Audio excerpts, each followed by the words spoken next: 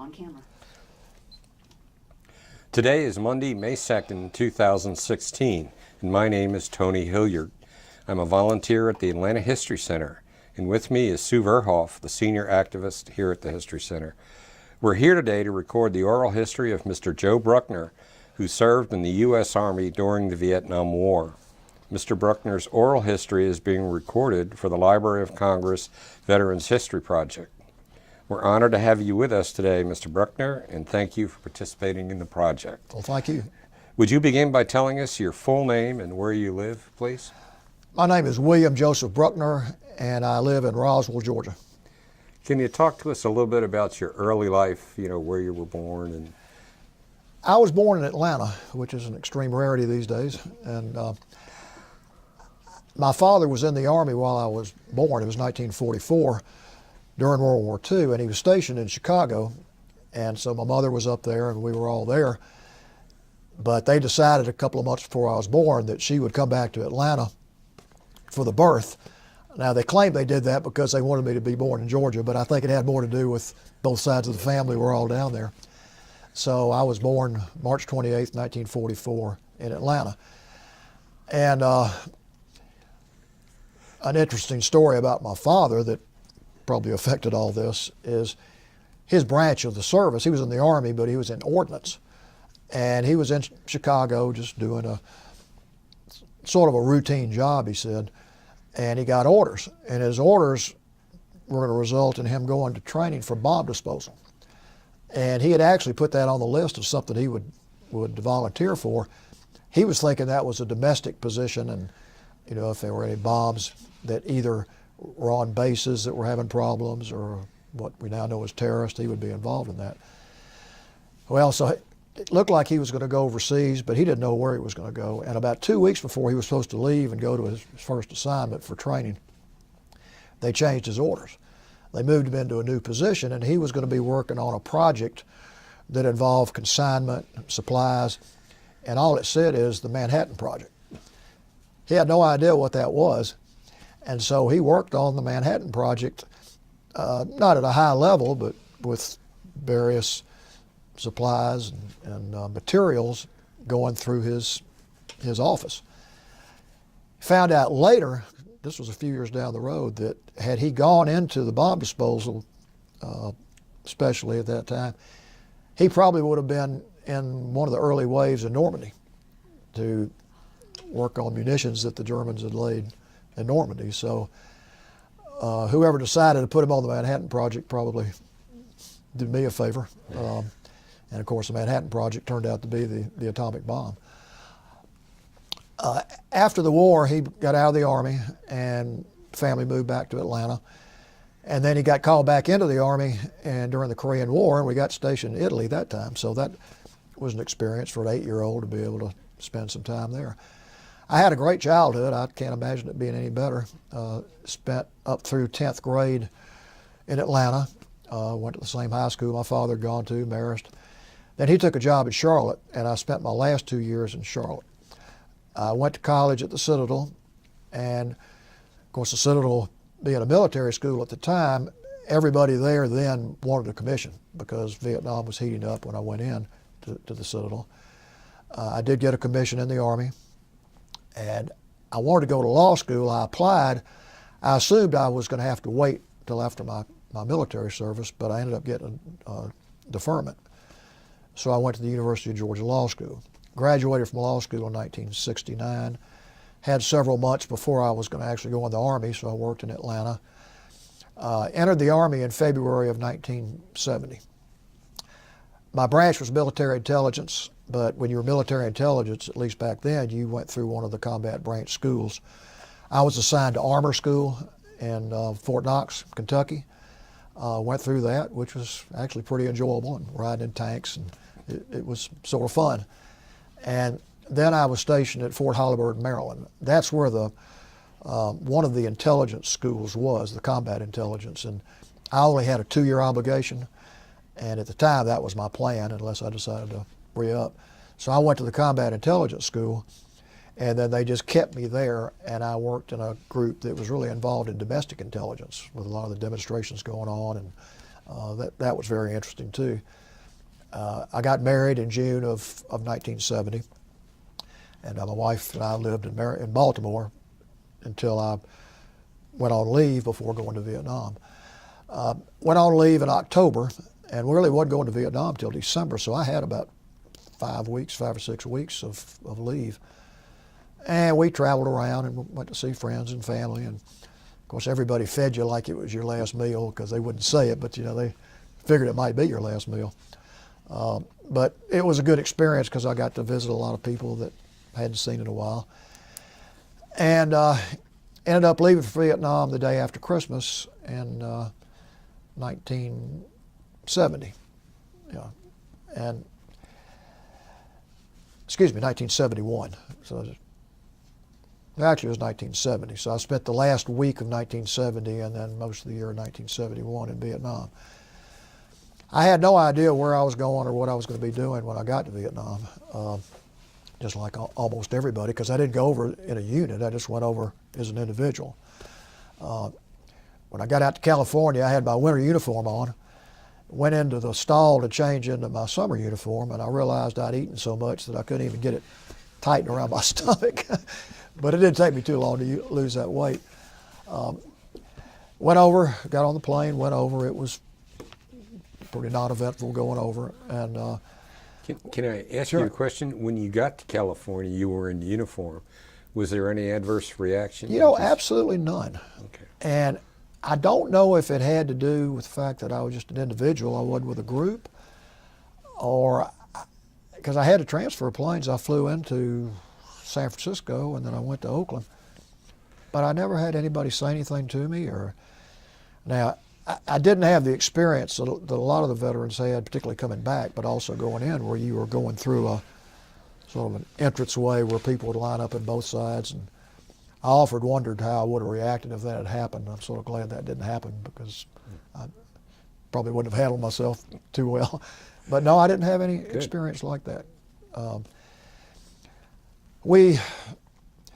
remember going over, I'd taken a bunch of paperbacks, so I read and talked to the two guys on either side. I mean, I was feeling fine, wasn't really scared or anything. But as we got close, we got over land in Vietnam, and I remember looking out the window, and all I saw were trees. And then every now and then I'd see some smoke coming up. Of course, my imagination ran wild. Oh man, that's got to be a firefight or a mortar or something. It was probably just a fire, people cutting wood, but your mind starts thinking about a lot of things. We landed. When I got off the plane, my First impression was looking out and seeing a lot of other troops that were heading back home. And their behavior was interesting because there was no behavior. It wasn't like they were harassing us or anything. They just sort of watched us walk in because it was a whole plane load. And it didn't strike me at the time, but it was sort of interesting that they seemed to be just glad they were leaving. Where was this? What area? Tan Son Nhut, Tan in Saigon. I spent 2 days in Tan Son Nhut, having no idea where I was going to go or what I was going to do.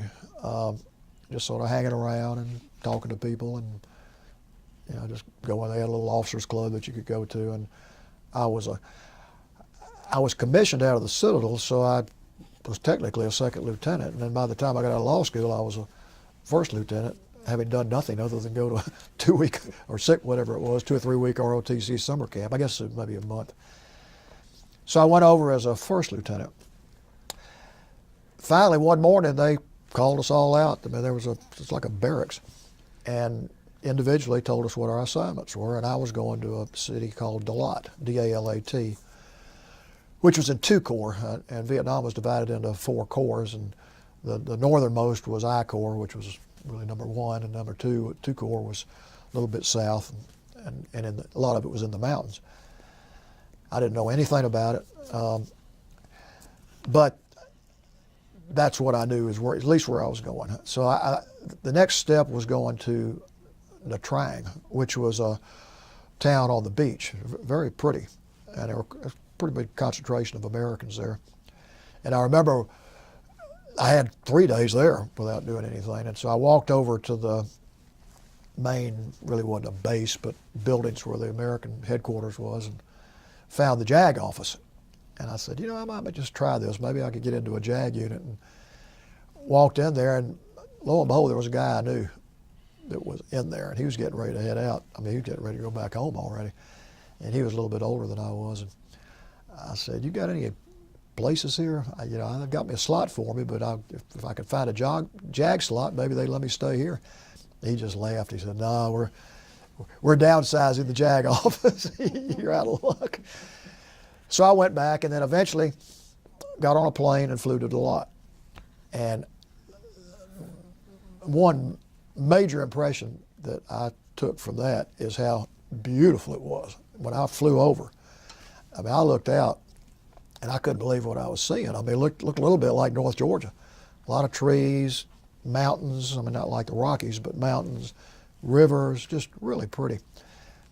Landed at this very small airport outside of the lot, and one of the guys on our advisory team picked me up in a Jeep.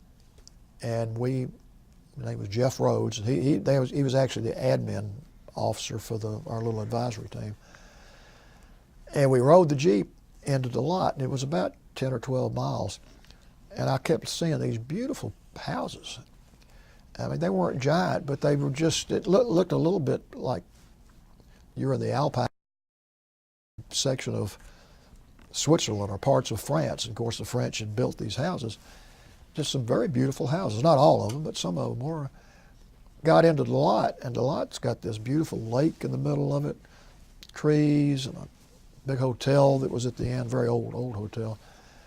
And that was my introduction to this place. And I said, boy, this is better than some places I could be. So I went in and pretty much got indoctrinated into what I was going to be doing. I was the assistant S2. The way this worked is there were 10 members of the advisory team, and each of us had what's known as a counterpart with the South Vietnamese Army. And we were attached to a South Vietnamese unit.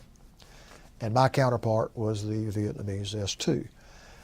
And my general duty was to provide resources for him and for that unit that involved intelligence activity, whether it's information, whatever it was. And what size unit was it? His was actually a battalion. Okay. Yeah, but it was spread out, and I'd never dealt much with others. I dealt with them. I went to some functions where there were other officers, but I never actually went out on operations with them. My activity was always in the air, pretty much. So what we would do on a day-to-day basis is, well, I guess I better back up. I was coming in as a first lieutenant, assistant S2. My boss, for lack of a better term, commanding officer, was a captain. He was the S2. He made it pretty clear to me the first day we sat down that he was ready to get out of there. And he still had several months left. And the S2 had just left, assistant S2, and I took his place. And he said, here's what we do. So he told me about the various missions, and the two that involved going out were what we called sniffer missions, where you got into a Huey helicopter, UH-1B helicopter, had the pilot, co-pilot. You were in one window door, actually, and there was another soldier in the other door. You were armed, and there was a machine there, and you would go over places where there was not supposed to be any activity. Sometimes it's called a Freefire Zone. And this machine would pick up, supposedly, people, the scents, and if there was somebody down there, it would register. They weren't sure how accurate that always was, but we found out pretty accurate. And what we would do in that is, usually in the morning, they would come down. We didn't have any place that was big enough for all this aircraft, but we had right near where we stayed, there was a landing pad, and the choppers would land there.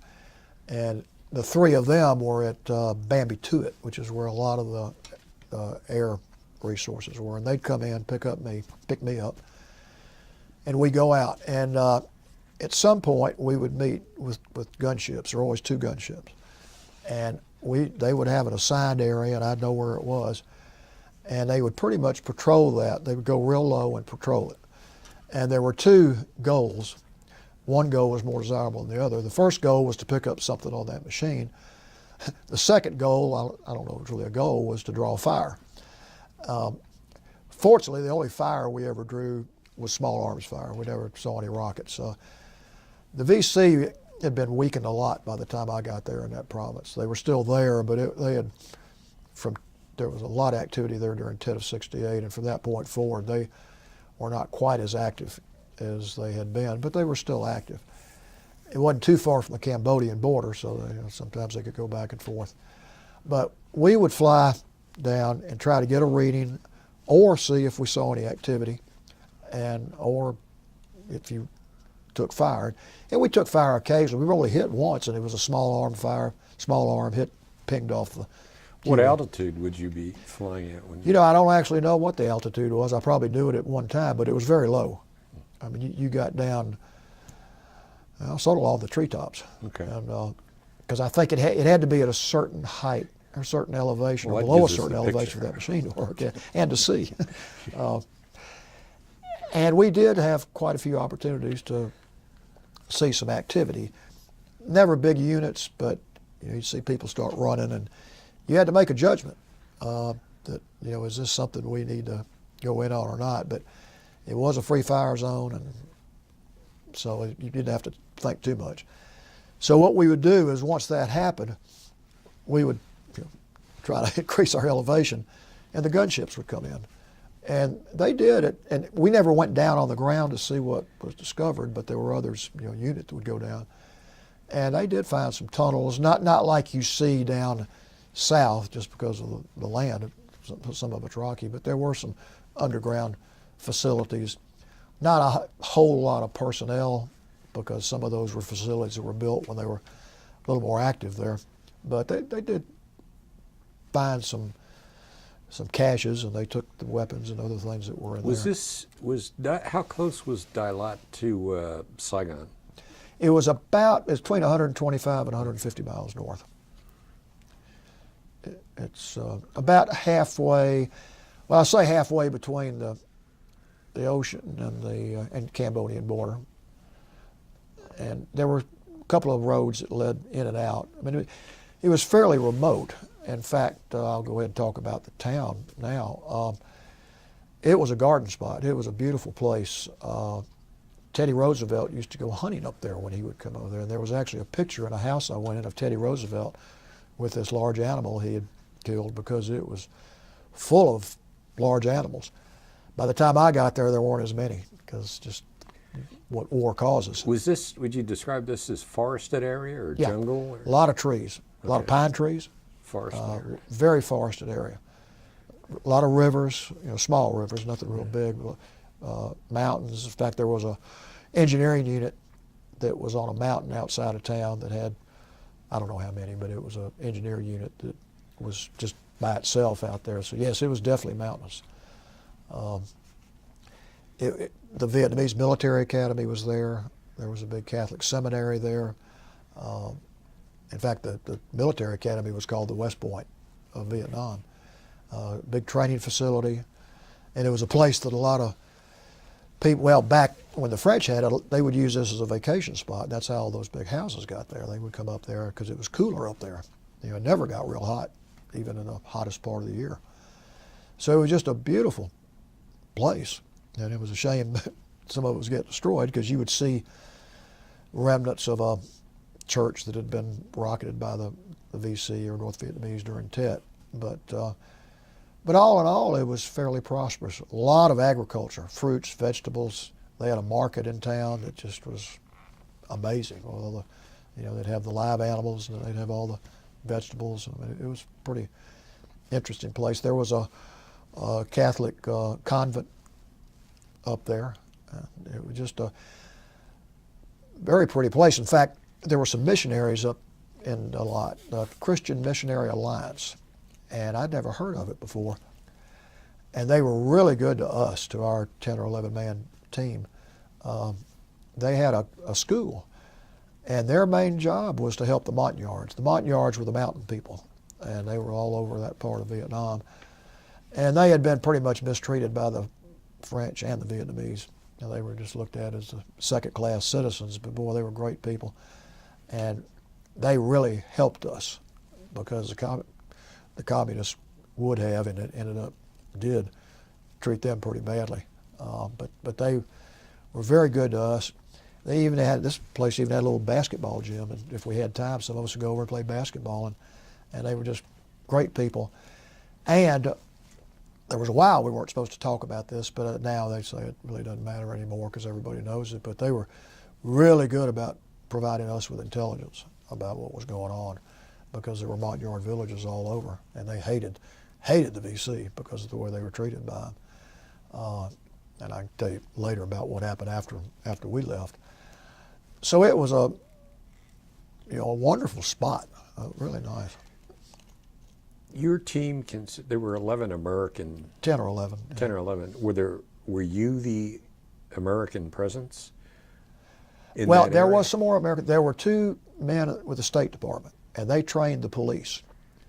And I think they were involved maybe in more than just training the police. I mean, they were sort of civilian intelligence So that's guys. 13. I mean, well, but they weren't technically on our team. But I mean, Americans. Oh, American. Okay, because of those 2, there were 2 other Americans who were. They didn't say CIA, but I know they were CIA. Well, obviously, the Americans were in the minority. Was that an uncomfortable situation? You know, I guess it should have been, and if I was there now, I would probably say yes, but I was so young and dumb then, I didn't feel uncomfortable. It just didn't seem uncomfortable because I'd go into town, and Americans had been there for a good while, and usually we'd wear our uniform. Sometimes I'd wear civilian clothes, but normally we'd wear our uniform. And I'm deviating a little bit here, but one thing that helped me is I had a interpreter, who was just an amazing individual, great man, and he was with me a lot. Now, he didn't go out on the missions, but he was there, whether it was for documents that we had to look at, or just sometimes he'd just go around town with me. And we got to be real close in a small enough town where a lot of people knew each other, and I'm sure he probably said, this guy's okay. So that helped. But fortunately, this advisory team, there were some enlisted, mostly officers, but there were some enlisted men. I never once heard or saw of anything they did there that would have turned the people against us. If we'd had 100 of us, you never know what would have happened. The engineering group, sometimes when they came in town, you got a little bit concerned, but because those poor guys were up there by themselves, so they really let it all hang out when they came in town. But they didn't get in town much. So I guess the answer is no. I never really did feel uncomfortable. There was a barber down there. You go get a haircut. And I just didn't feel uncomfortable. And it might be because there was such a small number. One thing I did, which I really enjoyed, I probably wasn't very good at it, but somehow they let us know that if anybody wanted to teach English to Vietnamese kids, they could do that. So when I was not out, either on guard duty or out, I taught Vietnamese kids English. And they were probably 10, 11 years old. And at first you could tell they were just sitting there stiff. They were trying to learn. They wanted to learn English. And fortunately, they were taught English in school, but you try to teach them a little bit more. But the more you were there, the more they realized you would show up every week. And so that was a good experience, just to be able to deal with them. So no, I never did feel uncomfortable in there. And again, if I'd gone in there with a group of 20 and we were roaming around town, I might have felt more uncomfortable.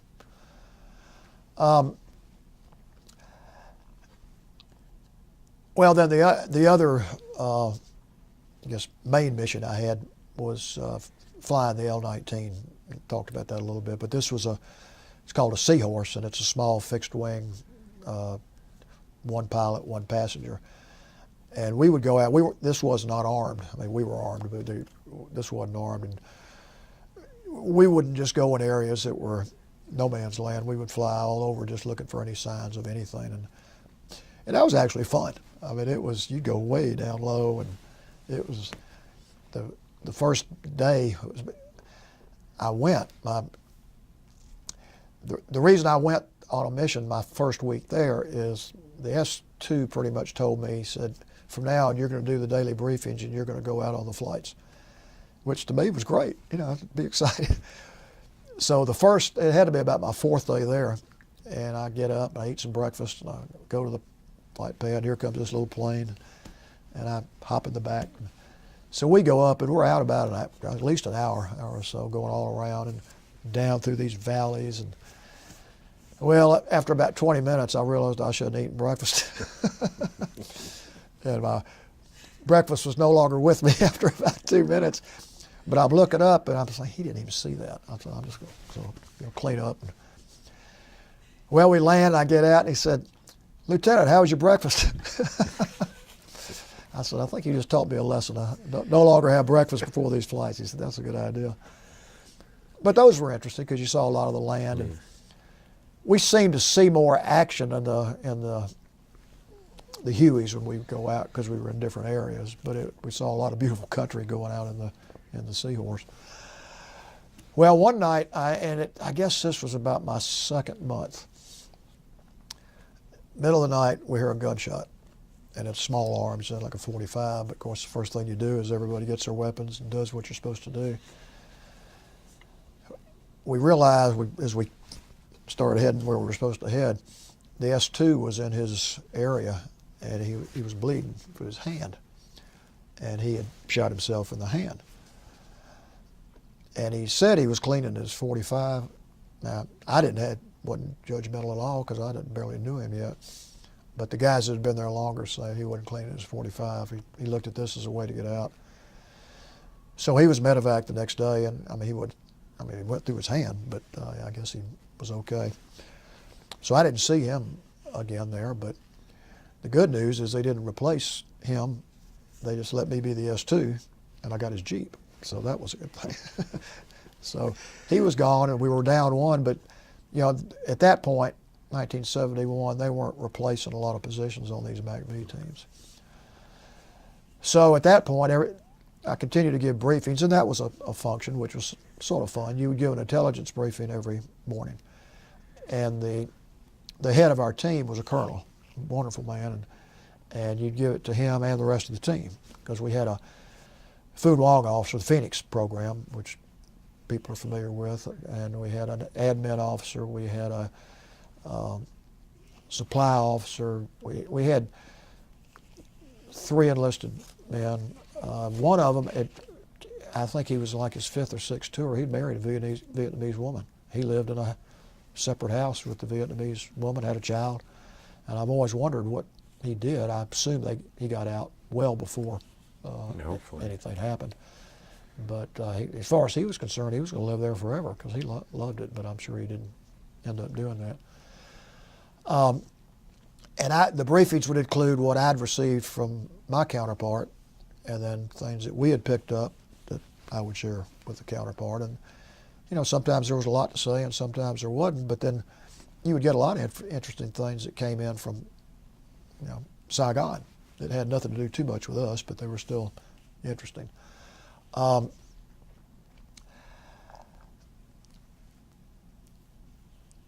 The day-to-day routine was, in effect, not a routine. The only routine thing was giving the briefing. If I wasn't going out on a mission, I would be in what we called our Tactical Operations Center. And you'd be either going to spend time with your counterpart, or you would be going over reports. And we had 2, started to mention, they never said they were CIA, and I didn't work with them real closely because they were literally their own team. But there were 2 men who lived in a villa, and they had. Went over there sometimes, but we dealt with each other, but I never got into really, what I would say, really high-level classified stuff. I mean, this was bigger than me, I think. But I know they had a room that I saw that had bars on it with all sorts of communications equipment. They had the only blender in town, which was good, so they were very, very popular. And these guys would have social functions sometimes, and they would have some of the advisory team, and they'd have some Vietnamese, and that was sort of fun because you would meet Vietnamese that you might not otherwise meet. So after about 3 months, 4 months, I guess, I took an R&R to Thailand. Now, I am going to deviate a little bit here because this is a little sort of unique. My wife and I, because we were married in June, we obviously didn't have any children, and a friend of mine from the Citadel had already gone over to Vietnam, and we'd gotten to know he and his wife. He went to Georgia Law School too, so we'd gotten to know his wife, in law school. She contacted my wife, and this was before I left for Vietnam, but knew I was going, and she said, me and my friend are in Bangkok, and we're teaching at an American school, and they need teachers. When he gets over here, why don't you come over there?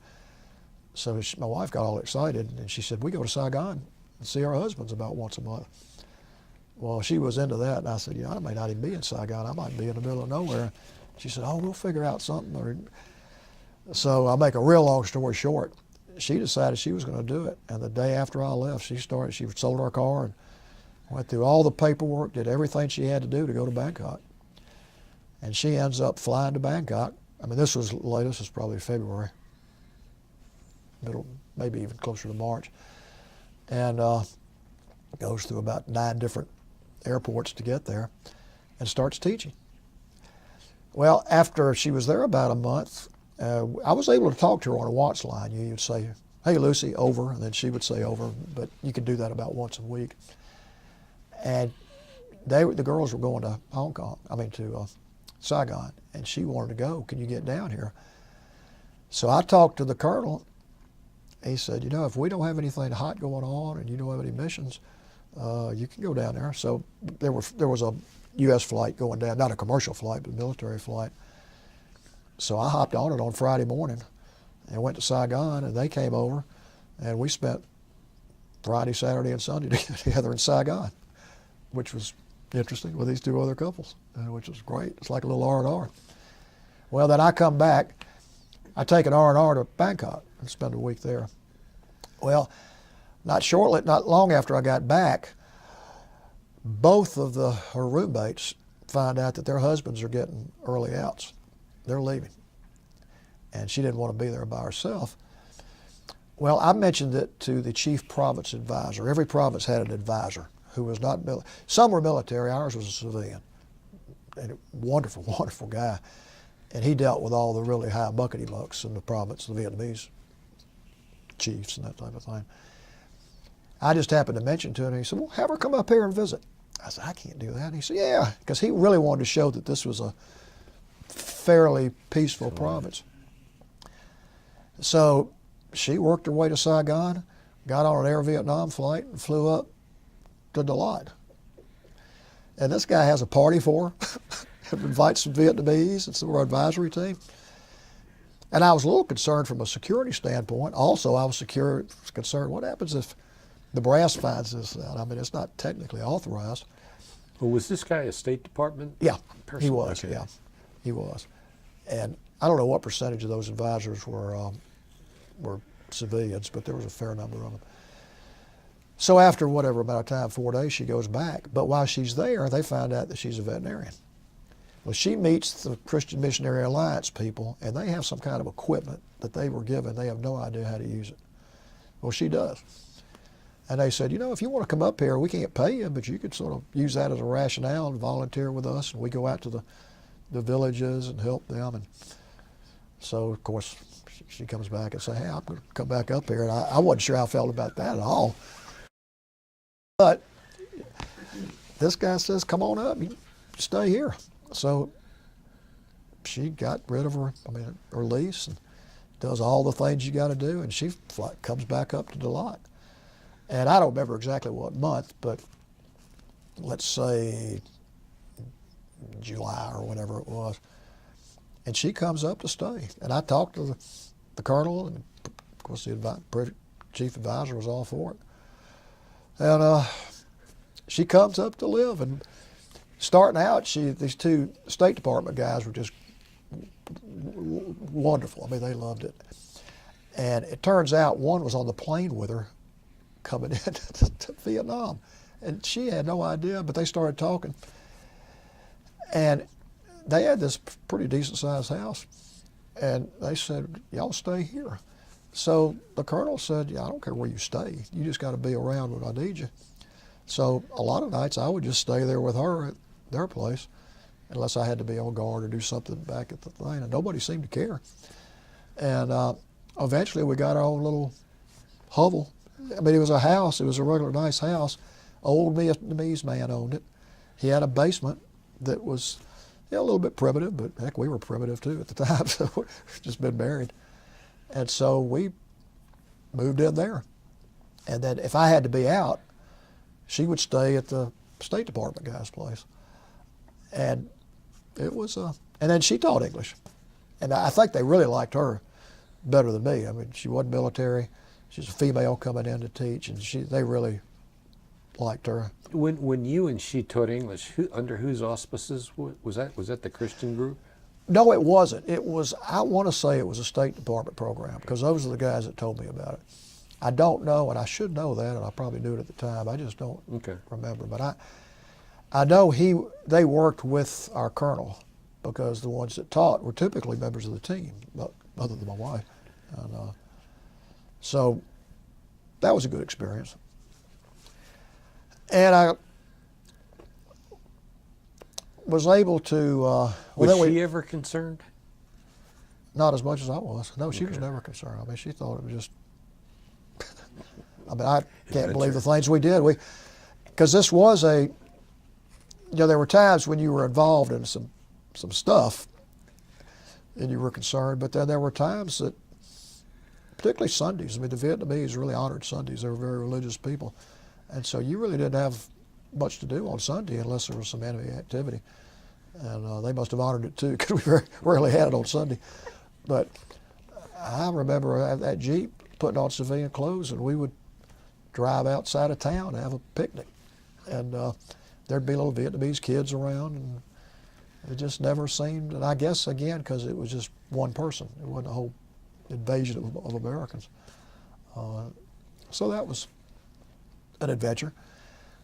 And I spent a fair amount of time, I brought a picture I'll show later, but in the Montagnard villages, and some were trying to help them relocate, because even though the VC were weakened, they would send in these groups and terrorize the Montagnards. And so we relocated some of them to more secure areas, and you would go out and do that. But she went out with these missionaries to some of the villages that they wouldn't want an American going to, because the VC would see that and come in where they didn't really care if these missionaries came in there. So she saw some pretty interesting places too. When you were relocating the Montagnards, were they receptive to that? Outwardly they were, but inwardly the old ones didn't like it at all. They were, I mean, I could communicate with the two Montagnard boys that were with Christian Missionary Alliance, but when you went out there, they didn't speak English, so we had interpreters. And the interpreter said that the old ones really were having a hard time with it. They weren't mad at us, but boy, they hated the VC, because they knew why it was happening. I mean, they'd seen their people terrorized by these guys. So some of them probably would have just stayed, just even at the risk of getting killed, but yeah, you didn't want to take the healthy ones and leave the unhealthy ones. So they weren't happy, but they understood why it was happening. I think the younger ones were a little more receptive to it. The rest of the tour was somewhat like what I described. We continued the missions. Felt pretty comfortable about how secure this place was. In fact, that's one of the reasons the civilian chief advisor, I think, wanted Lucy up there. So, hey, look, this place is peaceful. We got things under control, and he could report that back. And relatively speaking, based on what I've read since about other provinces, it was fairly secure. I mean, you had situations, and you had some bad guys, but it wasn't like some of these other areas. Eventually, I found out I was going to be going back in October, late October, and we started getting some inklings. Maybe some people in Saigon knew Lucy being up there, but it never was a situation where they said, you got to go. So I figured I'd see if I could. She was going to go through Hong Kong, so we decided I'd try to get another R&R in Hong Kong. And because being lucky with this small team, I mean, your colonel would help you and the advisor would help you. So we took an R&R in Hong Kong, and she headed back to Atlanta, and I came back to Vietnam for my last month. And I mean, that in a nutshell is my experience. So you left in? I left in October, towards the end of October Of what year? of 1971. Okay. So I was there a little over, well, about 10 months. It was a 12-month tour, and I didn't ask for a drop, but they were letting people go early, and so I just got my orders. And You went back, didn't you? yes, on our 25th anniversary, my wife and I went back. It was 1995. That was before Americans started traveling to Vietnam again, and we had not recognized them yet. I think it was a year before, maybe a year before that, So a year talk later. about that a little bit, and what kind of experience that? That was an amazing experience. We had a travel agent here, but you had to go through a travel agent in New York because they had all the contacts in Vietnam. And so we planned a little bit bigger trip. Went to Vietnam, back to Hong Kong, and then we went to a beach in Thailand. But Vietnam was that's really what we wanted to do. And we flew over, and one of the things I really wanted to do is try to find out where my counterpart was, Captain Long and Kukwa, and my interpreter. But these people gave me a briefing, and they said, one thing you don't do is go over and ask about people you worked with, because they said the communists are very, very paranoid. They still think the Americans are going to try something. They think the Americans are trying to join up with the Montyards and have a revolution or invasion.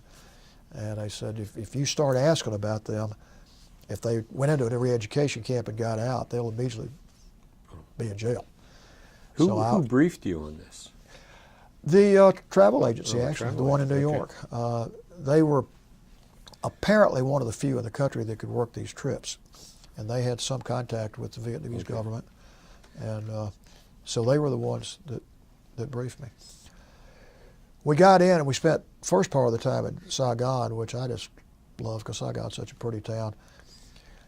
One thing that struck me is the number of people that would come up, because there just weren't Americans going there then, and they would hear us speak, and they would say, I used to work for Americans. And so you would talk to them a little bit, but they would do it sort of like this. And you would see beggars on the street with one leg and say, I fought for the Americans. I don't know if you did or not, but I carried plenty of change and stuff around to help those guys, although they said don't do it. But we had a number of that. And some of the people would talk pretty openly, but this one woman said things are bad here, very bad here. And all you could say is, oh, I'm sorry, we love Vietnam or something like that. But all in all, nobody mistreated us. And Saigon there were people traveling there, but you just didn't see too many Americans. You saw some. But once we went out of Saigon up to the more remote areas, you didn't see them. And a few stories I'll tell on that. We didn't drive, but we had a driver and a guide, and that was required for us. The driver never spoke a word of English, so we know he was government. The guide was a fairly young guy, and after about 3 or 4 days, we really got to be good friends with him, because he didn't know what to expect, but he spoke good English. And we drove around different areas through the rubber plantations, but the next goal was Dalat. And so we went all through Dalat, and we had like 5 days in Dalat, so I got to go see a lot of the places where I'd been, and they didn't really monitor us while we were there. We walked around and pretty much did what we wanted to do. One thing that sticks in my mind, this was on a weekend, Saturday or Sunday, and we had walked over towards an area that had been the one of the headquarters. It was a house, but it was one of the headquarters where the Americans and Vietnamese, not me, but the senior advisor would be. And I just sort of walked up around there, and here comes this car, big, old Mercedes, big old black Mercedes. And there's a riding shotgun, is a old, to me old at the time, individual with a North Vietnamese, or what I would have called North Vietnamese uniform on. He was obviously a veteran of more than one war. And there were a few other people in the car, and he looked at us, and I mean, I didn't know what he was going to do. He looked at us like, "What are you doing here?" And they stopped. And I don't know if somebody had said there were Americans walking around here, and he drove around, but they didn't do anything or say anything, but it was a little intimidating. But other than that, we really had no problem, and that wasn't even a problem. Did you meet anyone or did anyone recognize you? Or no. And if they did, they probably wouldn't have come up and said anything. I really think our translator probably got out, interpreter or my interpreter. I made an attempt to find him at one point here in the States because he had family in California, had 2 small kids, extremely intelligent. And he had told me that he had plans if things turned bad, although we were fat, dumb, and happy, but we didn't think things were going to turn bad. I mean, things really seemed to be in good shape then, at least with our area and other people I talked to at the time. But he had plans to get out. My guess is he got out. My secretary, I don't know. I mean, her husband was a professor at the university, and I don't know what happened there. And Captain Long, I'm sure, went to a re-education camp if he didn't get out, but he may have eventually been released from that. So that was, the lot visit was a good experience. In fact, I guess the word must have spread there's an American in town, because one day I went out to run, and really I was going to run for the exercise, but I just wanted to run around and just look, going around this lake, and all of a sudden I looked back, and there must have been 15 little Vietnamese boys running along behind me. And so I just sort of slowed up, and they were smiling and shaking out. I mean, it was neat. They didn't know anything about Americans versus Vietnamese. They were just kids. But we stayed. The first day, Lucy, my wife, came in, and we got in a room at the Palace Hotel, which was a beautiful hotel built by the French, but it had been run down because just nobody, once we left, people just weren't coming. They said Russians would come in every now and then. And I remember walking in, it's like they treated us like, oh my God, we've got customers. I don't know how they stayed in business. So when we went back, we stayed there. And it had been run down because, of course, the communists had not done anything with it. But it was still a beautiful place. And I'm sure it's probably doing okay now that they've got some tourism. So from there, we went to Hue. And Hue's the imperial capital. I'd never been there, but we wanted to see it. And that was an eye-opening experience because by then, that guide, and we'd become good friends with that guide. So he was very graphic about what the communists did. I was surprised. He wouldn't say anything like this around the driver, but we would go off walking around, and he was very graphic. And I remember one of the last days we were there, we were all by ourselves in some area, and he said, things are going to change pretty soon. He said, once this generation of leaders goes out, this is going to be a much freer country and be a much better country. And I've always thought about that every time I read something about Vietnam. But he was optimistic about the future. Then, one of the more interesting experiences we had, we show up after a few days in Hue. They take us to the airport. And we're supposed to get on a plane to go back to Saigon, and then we're going to Hong Kong, I guess, yeah. We show up at the airport, and it's a small, rundown airport. The gate's closed, and there's a sign written in Vietnamese, it's a little scratchy sign, and these guys look at each other, and you can just hear them say, oh. What it said is, plane canceled, next plane Wednesday. So they go back into town, they scurrying around making calls. They got to drive us to the track. So we get the back of their car, and we ride which is a long trip from Wade to the Trang. And Da Nang, I'm sorry, Da not Nang, the Trang, okay. Da Nang, D-A-N-A-N-G, which is further north. But it was amazing because we're going through the roads were terrible, it was Highway 1. But you're going through these Vietnamese villages who hadn't seen as we called them at the time, a round eye in years. And they're looking like, who are these people? And it was so fascinating for us to see the country. We stopped at a little roadside place, a little table, and we got something to eat. And this little girl comes up. She may have been 12, and starts speaking to us in English. The word had gotten out, I guess. And I said as clearly as I could, how do you know English? And she said, watching TV. And turns out I said, you have a TV? And she said, oh yeah, little TV. And they had American shows, I guess, coming in from Saigon, I don't know. They were in English. They were dubbed in Vietnamese, but you could hear the English. So I guess they had captions closed. And That's interesting. And she was learning English from that, and she said, I read American books or English books, which is sort of interesting. And then one more story. We get down to the Trang, and we get in. Da Nang. Da Nang, I'm sorry, Da Nang. And we go into this place. It's a hotel. You know, it's not much, but you don't expect too much. And they get us a room, and they get a room. And as we walked in, we looked over this little bar in there, and there was an African American guy in the corner with the Vietnamese, and they were really having some serious conversation. I don't know what they were talking about. So we went up to our room, and I said, we need a beer. So we went down to the bar, and we didn't bother them, but I was just curious what they were doing. Well, the next morning, our plane wasn't leaving for Saigon until like 4 o'clock, so we had all day. And I said, I'm going to go out and run. I'm going to see what this place looks like. I've never been there.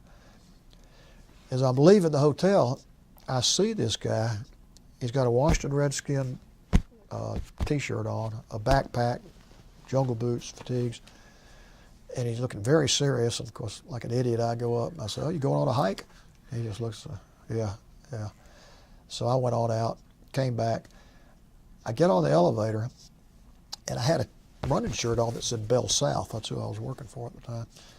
These 3 American men get on there. They were probably late 20s, looked like they could take on the world. And they said, what are you doing here? Well, we started talking. And they said, and they found out I'd been there, and they said, you see the guy going out there? And I said, yeah, what's he doing? He said he was a POW temporarily here. And there was a little camp outside where they kept POWs, not a big camp, but just on a temporary basis. And 2 of his fellow prisoners died in the camp and were buried there. And he was back under the auspices of whoever to try to find the remains. And he and this guy he was with, Vietnamese, had already found one. And they were going back up to try to find the remains of the other guy. And I said, what are y'all doing? And he said, we're part of the MIA teams that we have. And they had been to Laos, Cambodia. No, I don't know if they've been to Cambodia. They've been to Laos, North Vietnam, South Vietnam, looking for MIAs. And it was sanctioned by the Vietnamese government. So they were over there doing that themselves, which at the time was news to me. You know, we found out later that occurred. So, I mean, I could go on for 3 hours about things, but I mean, those were some of the highlights. And got back home. I decided not to re-up. I spent 2 years, a great 2 years. Always, thank God I got to do it. But I got out, went to work with the solicitor's office in Fulton County prosecuting criminal cases, then went with the legal department of Southern Bell, which eventually became Bell South and is now AT&T, and stayed with them for 30 years and then retired. And I'm retired now, and we've had 2 daughters, and still live, as I said, here in Roswell.